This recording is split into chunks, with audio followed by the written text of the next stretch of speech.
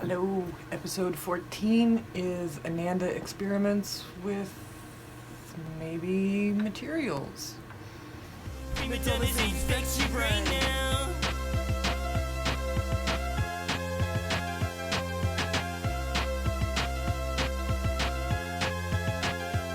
I said more, faster.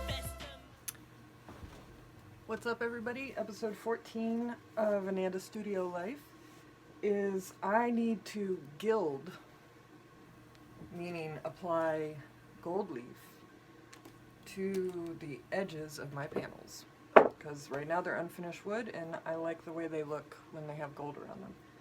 So in order to gild, you first have to seal the wood, and sometimes when I'm smart, I seal the wood way in advance of painting.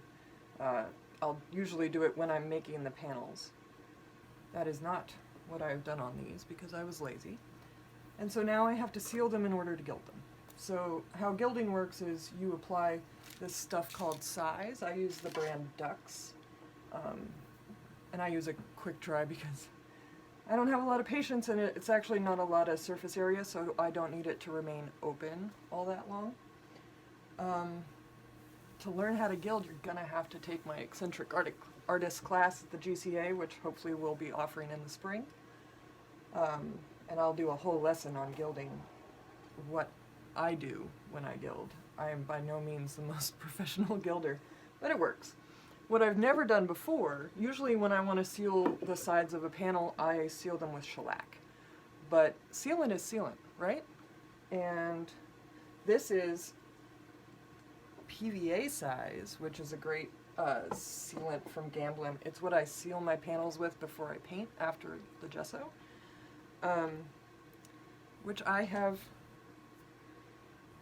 tinted with watercolor. Watercolor is mostly just gum arabic and pigment, to my understanding. I actually didn't look it up. No idea if that's true or not. But we're going to see if this works. So in gilding, sometimes good gilders will do what's called applying a bowl, which is to color. So they seal it and then they put a layer of oil paint down that's colored. A lot of times it's in the magenta family. Because then when you burnish the gold, it looks really nice if a little bit of the color shows through. So I'm anticipating that I want these three to have a pink bowl. So I've made pink. This is Madder Lake watercolor that I'm adding to this PVA size. So let's see how this works. I don't know, it might totally separate. I'm just going to show you how it's done by moving this so that I don't get glue on it. PVA size is basically like, this is messy, watered down Elmer's glue. I know it doesn't seem all that fancy. It feels like something so crucial to painters should be more like made out of animal hide or something, but it isn't. It's synthetic. Got a little chip in this panel here. Somebody knocked it off the wall. There's a lot of surface crap on this one. I might have to sand this one and do this again. I don't take the best care of my panels.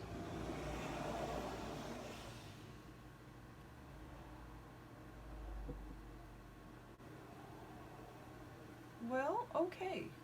It's pink. The cats are playing Russell under the tripod.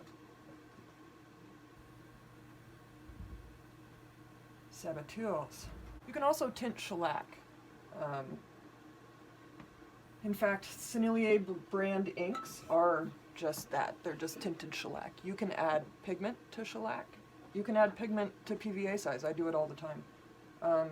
I just don't want to do that here because the last thing in the world I want on the side of a panel that I'm going to gild is any kind of surface.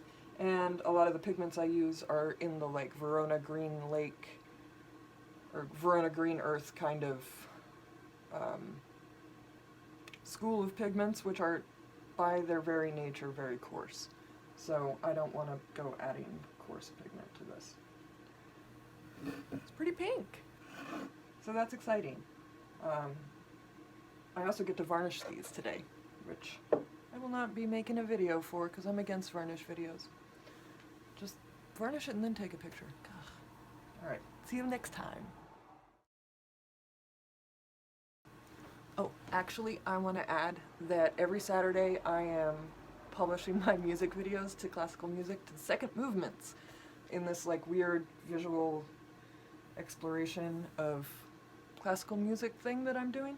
None of y'all watched it last week. Come on now. And this one's 7